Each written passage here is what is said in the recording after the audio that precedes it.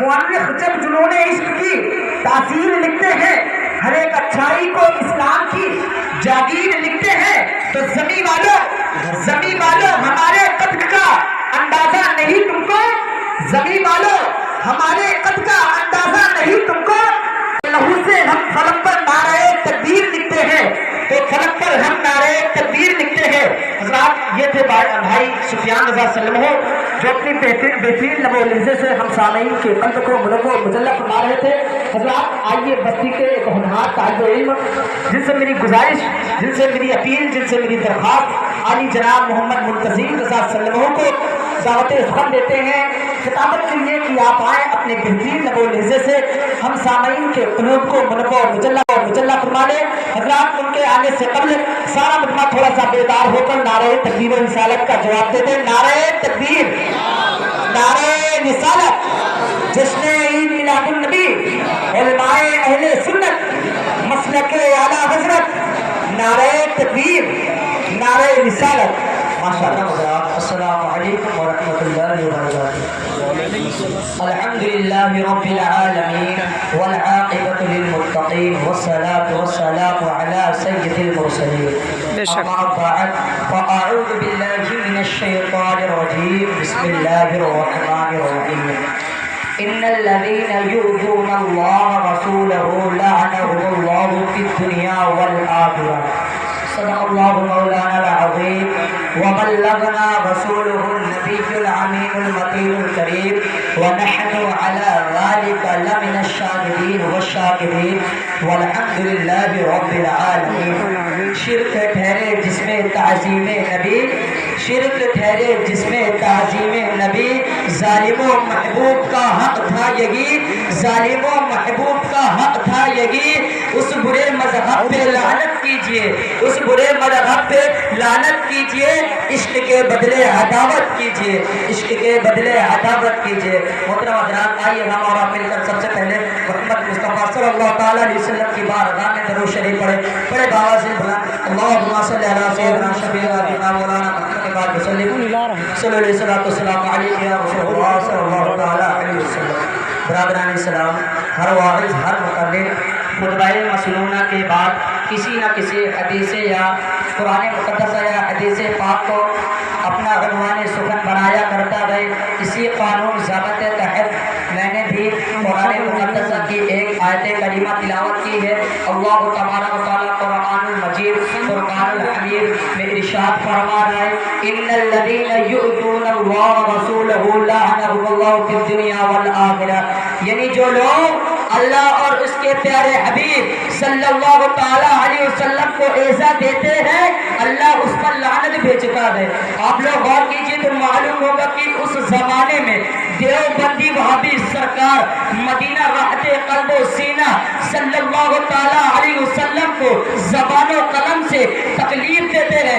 سرکار دو عالم صلی اللہ تعالیٰ علیہ وسلم کے علم غیب کی نفی کر رہا ہے، کوئی حبیب خدا کو بڑا بھائی تصور کرتا ہے، کوئی حضور کا خیال نماز میں لانا غلط بتا رہا ہے، کوئی سرکار کو مالک و مختار ہونے سے انکار کر رہا ہے، کوئی محمد عربی صلی اللہ تعالیٰ علیہ وسلم کے معجزات کا انکار کر رہا ہے، کوئی محمد عربی صلی اللہ تعالیٰ علیہ وسلم کو آخری نبی ہونے سے انکار کر رہا ہے، کوئی احمد مجتبی محمد مصطفیٰ کے علم کو شیطان کے علم سے کم بتا رہا ہے، کوئی کمبر غنبد خضرا کو اقبا کو قرار دے رہا ہے، کوئی رسول کو اپنی طرح کہہ رہا ہے، کوئی رسول خدا سے وسیلہ بنانا شرک قرار دے رہا ہے، کوئی تعظیم نبی سے انکار کر رہا ہے، کوئی رسول خدا سے وسیلہ بنانا شرک قرار دے رہا ہے، طرح طرح سے رسول خدا کی شان میں توہین کر کے رسول خدا کو تکلیف پہنچاتے گئے اور اللہ کی لعنت کا توق گلے میں پہنتے گئے۔ شہر اسی وقت کیا خوب کہا گیا، محمد کی محبت دین حق کی شرط اول ہے، محمد کی محبت دین حق کی شرط اول ہے، اسی میں ہو اگر خامی تو سب کچھ نامکمل ہے، اسی میں ہو اگر خامی تو سب کچھ نامکمل ہے۔ آئیے آپ کو آگے بتاتا چلو، دیوبندی وہابی جس میں تعظیم رسول دیکھتے انکار کر دیتے گئے، جس کام میں عظمت رسول دیکھتے اس سے منکر ہو جاتے گئے، جس فعل میں رفعت حبیب خدا دیکھتے اس سے روح گردانی کرتے ہیں، علم غیب میں عظمت مصطفیٰ ہے تو علم انکار کر بیٹھے. صلاۃ و سلام میں رفعت مصطفیٰ ہے تو صلاۃ و سلام سے روح کی تالی کرنے لگے. عید میلاد النبی میں شان مصطفیٰ ہے تو عید میلاد النبی کے منکر ہو گئے. قیام میں تعظیم رسول ہے تو قیام کا انکار کر بیٹھے. آئیے اس بات کا پتہ لگائے کہ سب سے پہلے عظمت انبیاء سے انکار کرنے والا کون ہے, تعظیم انبیاء سے انکار کرنے والا کون ہے. آپ لوگ تاریخ کا مطالعہ کیجیے تو معلوم ہوگا کہ تعظیم انبیاء سے انکار کرنے والا شیطان رجیم ہے. تعظیم انبیاء سے روگردانی کرنے والا ابلیس لعین ہے. ابلیس نے تعظیم انبیاء کے انکار سے پہلے بہت بڑا متقی تھا. ابلیس تعظیم انبیاء کے انکار سے پہلے بہت بڑا پرہیزگار تھا. ابلیس تعظیم انبیاء کے انکار سے پہلے فرما بردار تھا. ابلیس تعظیم انبیاء کے انکار سے پہلے معلم الملائکہ تھا. ابلیس تعظیم انبیاء کے انکار سے پہلے پرہیزگار تھا. جب اس نے تعظیم انبیاء سے انکار کر دیا تو اس کا عبادت کام نہ آئی, اس کا تقویٰ کام نہ آیا, اس کا فرما برداری کام نہ آئی, اس کا معلم الملائکہ ہونا کام نہ آیا, بلکہ اللہ کی لعنت کا توق اس کے گردن پر پڑ گیا. تو ابلیس نے دنیا والوں کو بتا دیا میرے پیروی کرنا چاہو تو تعظیم انبیاء سے انکار کر دو, میرے نقش قدم پر چلنا چاہو تو تعظیم انبیاء سے انکار کر دو, میرے شاگرد بننا چاہو تو تعظیم انبیاء سے انکار کر دو.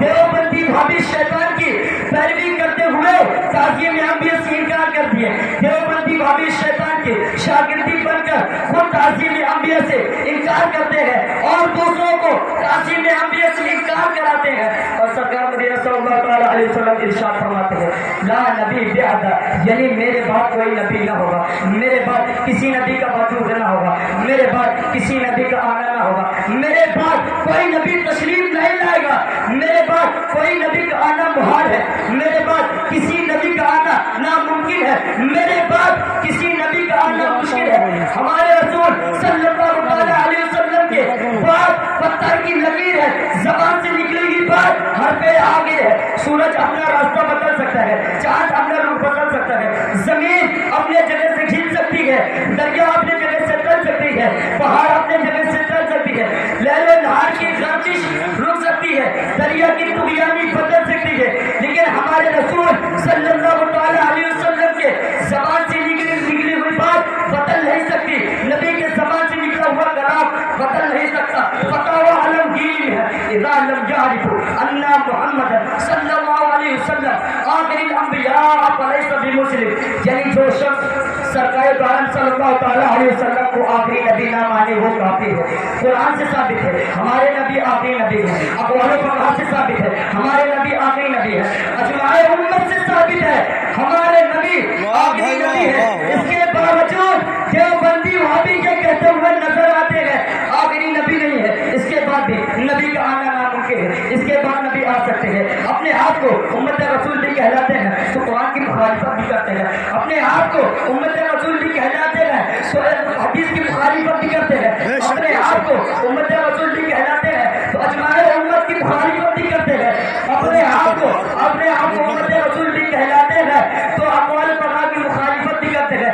یہ دیوبندی وہابی بے شرمی لباس اوڑے ہوئے ہیں نظر آتے ہیں تو اس سے زیادہ بے شرم بے حیا کون ہو سکتا ہے کہ اپنے امت محمدیہ کہلاتے ہوئے ذکر رسول سے دور بھاگتا ہے, اپنے آپ کو امت رسول اللہ کہتا ہے اور تعظیم نبی سے انکار کرتا ہے. اس لیے تو شاہ کیا بول رہا ہے ارشاد ہے مسند رفعت رسول اللہ کی, ارشاد ہے مسند رفعت رسول اللہ کی, دیکھیں گے حشر میں عزت رسول اللہ کی, دیکھیں گے حشر میں عزت رسول اللہ کی.